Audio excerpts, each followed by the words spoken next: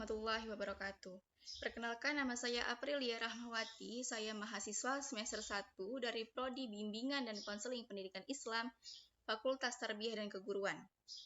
Video ini saya buat untuk memenuhi tugas UAS mata kuliah kewarganegaraan yang diampu oleh Ibu dosen Hepriza Juwita MPD dengan bahasan geopolitik Indonesia. Baik, di sini saya akan mempresentasikan tentang geopolitik Indonesia. Geopolitik diartikan sebagai sistem politik atau peraturan-peraturan dalam wujud kebijaksanaan dan strategi nasional yang didorong oleh aspirasi nasional geografik. Kepentingan yang titik beratnya terletak pada pertimbangan geografi, wilayah atau teritorial dalam arti luas suatu negara, yang apabila dilaksanakan dan berhasil akan berdampak langsung atau tidak langsung kepada sistem politik suatu negara. Sebaliknya, politik negara itu secara langsung akan berdampak kepada geografi negara yang bersangkutan. Geopolitik bertumpu kepada geografi sosial, mengenai situasi, kondisi, atau konstelasi geografi dan segala sesuatu yang dianggap relevan dengan karakteristik geografi suatu negara.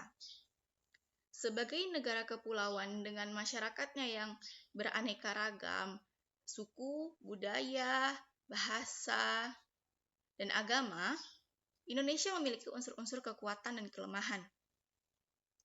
Kekuatannya Indonesia terletak pada posisi dan keadaan geografi yang sangat-sangat strategis dan kaya akan sumber daya alam.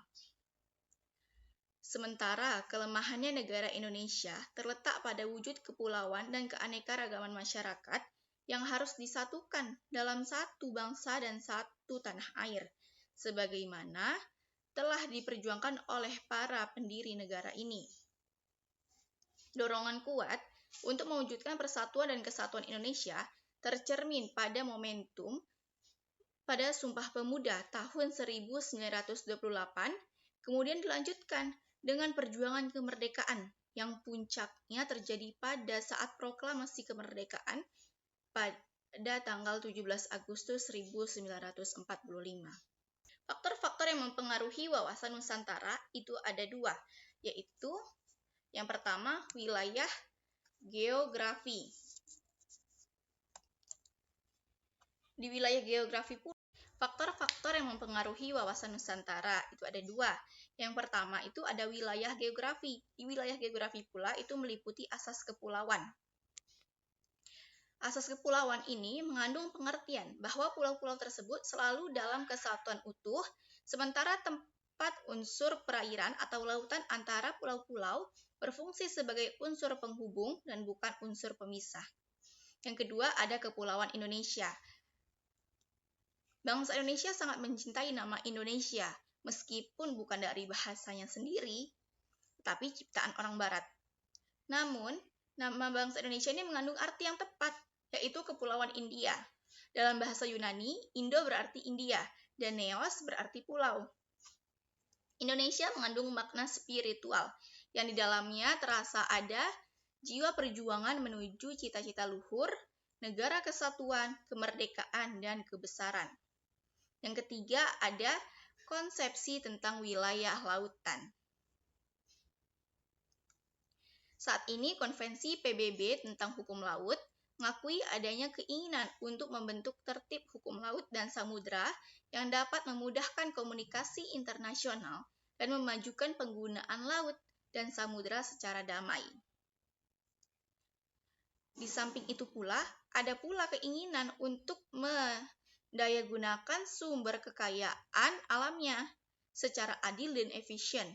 Konservasi dan pengkajian sumber daya kekayaan hayatinya, serta perlindungan dan pelestarian lingkungan laut.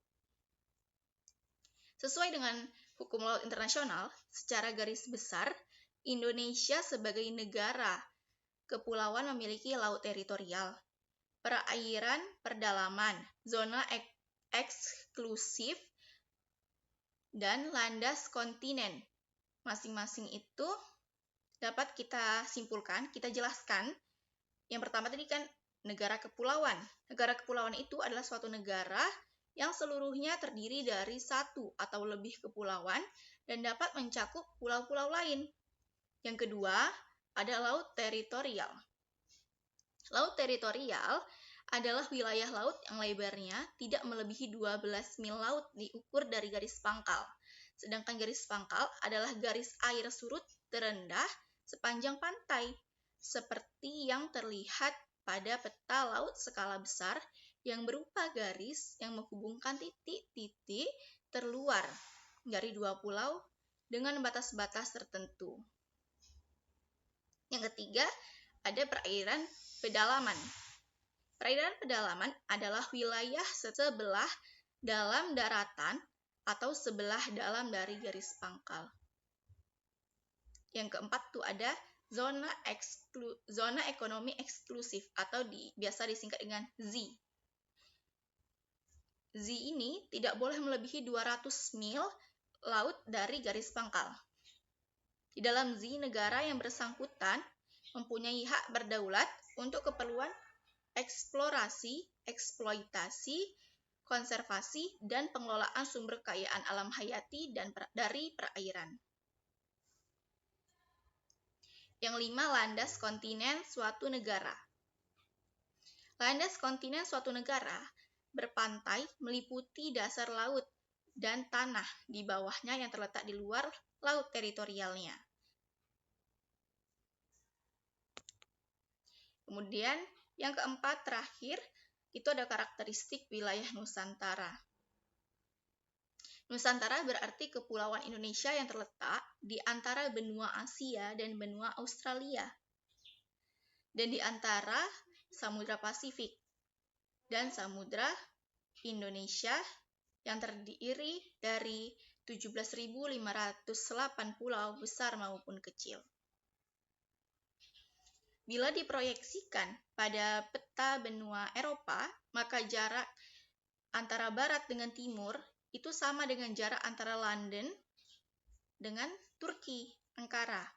Bila diproyeksikan pada peta Amerika Serikat, maka jarak tersebut itu sama dengan jarak antara pantai barat dan pantai timur Amerika Serikat. Faktor-faktor yang mempengaruhi wawasan Nusantara yang kedua ialah perkembangan wilayah Indonesia dan dasar hukumnya. Yang pertama, sejak tahun 1945 sampai dengan tahun 1957. Wilayah negara Republik Indonesia ketika merdeka meliputi wilayah bekas Hindia Belanda. Pada masa tersebut, wilayah negara Republik Indonesia bertumpu pada wilayah daratan, pulau-pulau yang saling terpisah oleh perairan atau selat di antara pulau-pulau itu. Wilayah laut teritorial masih sangat sedikit karena untuk setiap pulau hanya ditambah perairan sejauh 3 mil di sekelilingnya. Sebagian besar wilayah perairan dalam pulau-pulau merupakan perairan bebas. Hal ini tentu tidak sesuai dengan kepentingan keselamatan dan keamanan negara Kesatuan Republik Indonesia. Yang kedua, itu ada Deklarasi Juanda. Pada tanggal 13 Desember 1957, dikeluarkan Deklarasi Juanda yang dinyatakan sebagai pengganti ordonansi tahun 1939 dengan tujuan sebagai berikut. Yang pertama itu ada perwujudan bentuk wilayah negara kesatuan Republik Indonesia yang utuh dan bulat. Yang kedua, penentuan batas-batas wilayah negara Indonesia disesuaikan dengan asas negara kepulauan. Dan yang ketiga, terakhir, pengaturan lalu lintas damai pelayaran yang lebih menjamin keselamatan dan keamanan negara kesatuan Republik Indonesia. Asas kepulauan ini mengikuti ketentuan jurisprudensi Mahkamah Internasional pada tahun 1951 ketika menyelesaikan kasus perbatasan antara Inggris dan Norwegia. Dengan berdasarkan asas kepulauan, maka wilayah Indonesia adalah satu kesatuan kepulauan Nusantara termasuk perairannya yang utuh dan bulat. Di samping itu, berlaku pula ketentuan point-to-point theory untuk menetapkan garis dasar wilayah antara titik-titik terluar dari pulau-pulau terluar. Yang ketiga, itu ada Deklarasi Landas Kontinen. Deklarasi tentang landas kontinen negara Republik Indonesia merupakan konsep politik yang berdasarkan konsep wilayah. Deklarasi ini dipandang pula sebagai upaya untuk mengesahkan wawasan Nusantara. Di samping dipandang pula sebagai upaya untuk mewujudkan pada Pasal 33 Ayat 3 Undang-Undang Dasar 1945, konsekuensinya bahwa sumber kekayaan alam dan dalam landas kontinen Indonesia adalah milik eksklusif negara Republik Indonesia. Dan yang keempat itu ada Z, zona ekonomi eksklusif.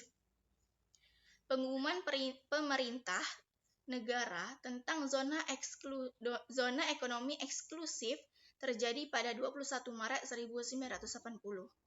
Batas Z adalah selebar 200 mil yang dihitung dari garis dasar laut wilayah Indonesia.